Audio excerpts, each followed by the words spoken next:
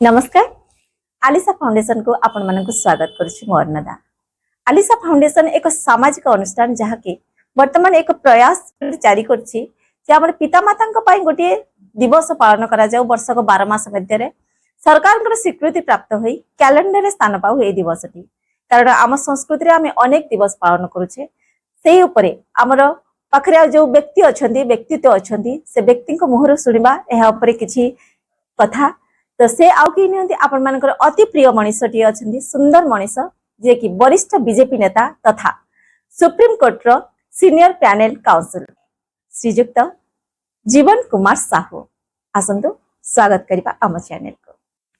धन्यवाद। Alisa foundation आपण मानकर जो ए अभिनव प्रयास ये केवल ओडिशा पे नुह ये भुवनेश्वर पे नुह सारा भारत वर्ष पे एक उदाहरण निश्चित बापा माँ एपर एक शब्द जो शब्दर द्वितीय अवतार ही नहीं। बापा माँ जहाँ विश्वगुरु कहीपर विश्वर जो सबुठ बड़ शब्द थाए सबुठ सम्मानजनक शब्द थाए सी हूँ बापा माँ। आमको भूमि पृष्ठ धरा जी आमको प्रथम धराशायी कराती सी हूँ बापा बिना कौन सी कार्य असंभव। आउ ये जो आलिसा फाउंडेशन ये जो प्रयास करुच्ची मु भावुची ये प्रयास भारत वर्ष में कई चिंता करना। प्रथम आपण बहुत धन्यवाद।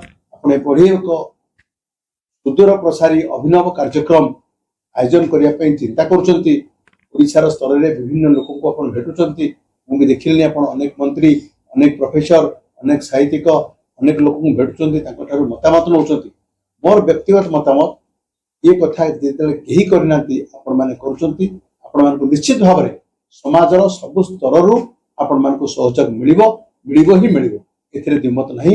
आपको ये कथा को लेकिन आपण राष्ट्रपति पर्यंत महामहिम राष्ट्रपति पर्यंत जीवा पई चिंता करचंती एवं ये कथा तांको कान रे पकई करी गोटे दिन पिता माता को पे गोटे दिन जो कैलेंडर रे नामित करिया पे आपण चेष्टा करचंती यह निश्चित भाव में स्वागत योग्य पदक्षेप। एथिरे ओडिशा राज्य सरकार आरंभ करी केंद्र सरकार पर्यंत महामहिम राष्ट्रपति पर्यंत मध्य आपण मान को सहयोग मिलिबो मु निसंदेह कहूँ। तेणु ऑफिशियली भाव आप जोटा कहते माने पितृमातृ दिवस में गोटे दिन पालन कर कैलेंडर रे नामित हो निश्चित भाव में आम समस्ते दल मत जाति वर्ण धर्म निर्विशेष समस्ते मिलमिशि चेष्टा करवा ये कथा कार्यकारी हो ओडिया कैलेंडर रे पितृमातृ दिवस रूपे पालन करा जाऊ एवं यह महामहिम राष्ट्रपति स्वीकृति लाभ कर समस्ते आपण जो सुंदर वक्तव्य और मंतव्य थिला आमे सरकार पाखरे पहुंचेबू और सरकार यहाँ पर कौन घोषणा करेंगे देखा तेणु आपको बहुत बहुत धन्यवाद।